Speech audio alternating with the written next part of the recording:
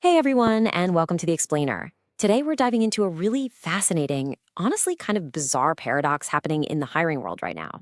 Because if you just skim the headlines, you'll probably see reports of steady job gains. But talk to actual recruiters, candidates, or business leaders, and you'll hear a totally different story. They're dealing with sluggishness, total hesitation, and this really severe talent bottleneck. We're basically looking at a stagnant labor pool that has suddenly, out of nowhere, been struck by the lightning bolt of artificial intelligence. Okay, let's dive into this and figure out exactly what's going on in the mid-2026 labor market and, more importantly, how the absolute best companies are adapting to survive it. Here's a quick roadmap of what we're covering today. First, the unmoving labor market. Second, how AI breaks the tech bubble. Third, tearing the paper ceiling. And we'll wrap up with the age of upskilling. All right, part one, the unmoving labor market. To really wrap our heads around the current reality, we have to recognize that the mid-2026 job market is basically acting like an unmoving tide. You remember that frantic hiring and constant job hopping we saw just a few years ago? Yeah, that is completely gone. Based on the May 2026 Indeed JOLTS report, there is this incredibly stark decline in quit rates across pretty much every single industry sector compared to 4 years ago. Employees are just staying put, they're anchoring down. Quits have fallen dramatically as a share of employment. So, sure, there might be some modest job gains happening in the background, but the actual flow of talent, the hiring and the leaving, is incredibly weak. It's a stagnant pool. And that brings us to this absolutely wild, eye-opening number, 16%. Nearly 16% of active job seekers are currently working multiple jobs. Just pause and really think about that for a second.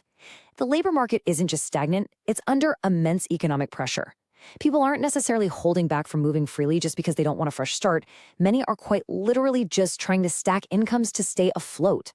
For those of you out there trying to recruit top-tier talent, this right here explains your bottleneck. The passive candidates feel way too nervous to jump ship, and the active candidates, well, they're often stretched incredibly thin. Moving right along to Section 2, AI bricks the tech bubble. So right into the middle of this unmoving, high-pressure environment drops this massive, completely disruptive force, artificial intelligence. But here's the thing, it's not disrupting things the way we initially thought it would. We're definitely no longer living in that old landscape where AI was strictly confined to just software engineers and data scientists. According to the Indeed Hiring Lab, employers on both sides of the Atlantic are now writing AI into job titles for an incredibly wide range of roles. We are seeing widespread adoption across US and European job markets. AI is no longer this niche technical requirement, right? It's becoming a baseline workplace competency. It's literally infiltrating job descriptions everywhere. And this brings up a absolutely crucial point about how AI is affecting actual job availability. Initially, the big fear was that AI exposure automatically meant job destruction. But recent findings from Indeed show that agentic AI is actually flipping that relationship entirely. We're moving from destruction to creation. Small pockets of real job growth are actively emerging specifically because employers are concentrating whatever limited hiring budgets they have left on roles and skills tied directly to AI. So AI isn't just replacing workers, it's actually creating entirely new categories of work within an otherwise completely stagnant market. Okay, Section 3, tearing the paper ceiling. So, think about this. If the market is completely stuck, but your business desperately needs new AI-adjacent skills just to compete, how do you actually hire? We have to break some seriously outdated habits. This quote from Corinne Kimbrough and Michelle Hillman at their Cannes Lions address really hits the nail on the head. They said, "Tear the paper ceiling holding workers back. Degrees don't define talent." For literally decades, companies used four-year degrees as this kind of lazy filter for capability. But in a market where the required AI skills are so brand new that universities haven't even had time to build curriculums for them yet, strict degree requirements are totally outdated. They are a literal barrier actively keeping you from top talent. And this brings us to the real new currency of the job market, skills-first hiring. This is a recruitment strategy that unlocks completely untapped talent by focusing on an individual's actual potential and verified abilities, rather than just their formal degrees or pedigree. Now, this sparks a massive debate for a lot of companies. Do you spend big to hire a highly paid senior expert, or do you bring on a high-potential junior candidate? The real secret here? The question isn't actually about their experience level coming in. It's whether your business has a proven structural system to develop that talent once they walk through the door. Which perfectly leads us to our final section, the age of upskilling. Here's the hidden truth about hiring for potential. You cannot just hire for skills and call it a day. The top organizations out there are surviving this massive AI shift by building really robust internal learning cultures. Let's look at some concrete corporate actions highlighted by LinkedIn. Look at Visa, for example. They put AI right at the center of their talent strategy by scaling adoption through peer-to-peer learning and fostering a true culture of experimentation. New York Life completely unified its talent systems to deliberately upskill 12,000 employees in AI and career coaching.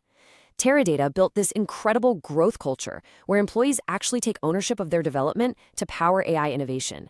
And then you have platforms like Hack the Box partnering to offer hands-on scenario-based labs just to close the cybersecurity talent gap. The common thread here, not a single one of these companies is leaving talent development to chance. So synthesizing these massive corporate successes gives us a really clear, repeatable system. Step 1. Unify your talent systems so that learning isn't just floating around disconnected from actual career progression. Step 2. Provide role-specific upskilling. You have to give them exactly the tools they need for their specific daily tasks. And step 3. Foster peer-to-peer learning to build a real culture of mentorship. This structure is absolutely vital.